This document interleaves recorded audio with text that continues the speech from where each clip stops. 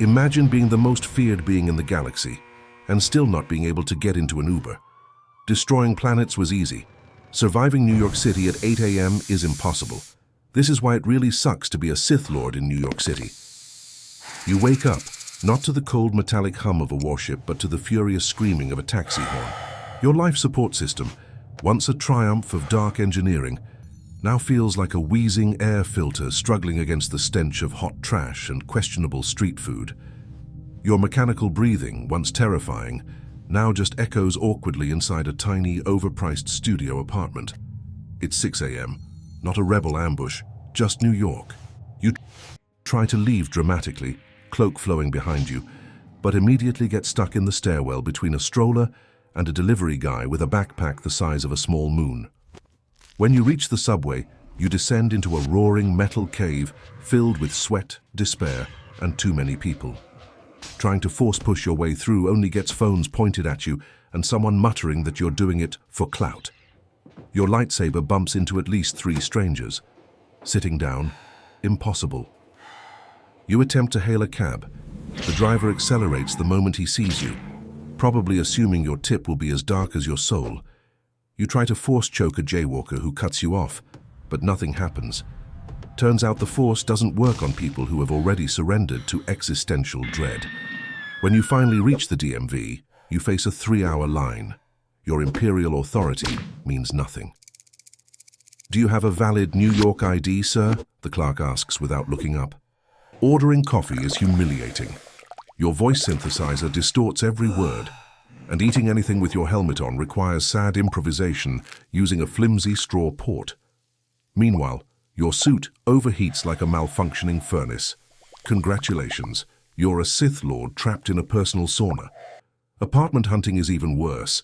A microscopic unit with a window facing a brick wall costs more than a Star Destroyer. Your intergalactic funds, worthless. You consider using the Force to knock down a wall, until imagining the fines, lawsuits, and angry neighbors. Someone snaps a photo of you trying to parallel park your tie-like vehicle. It goes viral instantly. Hashtags mock you. Edits replace your weapon with hot dogs. You're no longer a tyrant, you're a meme. The galaxy once feared you. Now teenagers remix your breathing for TikTok dances. You apply for jobs. Your resume, Sith Lord Destroyer, Galactic Enforcer, is met with polite horror. They ask if you know Excel. They ask for your LinkedIn. HR policies forbid force-choking co-workers, so you're immediately disqualified. Dating is equally miserable. Your profile picture is awful. Your breathing scares everyone. When someone asks to see your face and you say no, the conversation dies instantly. Darth romance is dead. Your armor smells. You smell. New York's fumes and humidity seep into every crevice of your suit. You long for the sterile halls of your former fortress. Meanwhile, your once imposing voice now sounds like a malfunctioning call center bot. People ask you to repeat yourself constantly.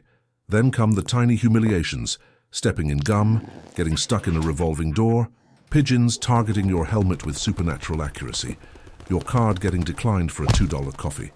You ruled systems. Now you're losing to street vendors. You once crushed civilizations. Now your greatest challenge is finding a public bathroom.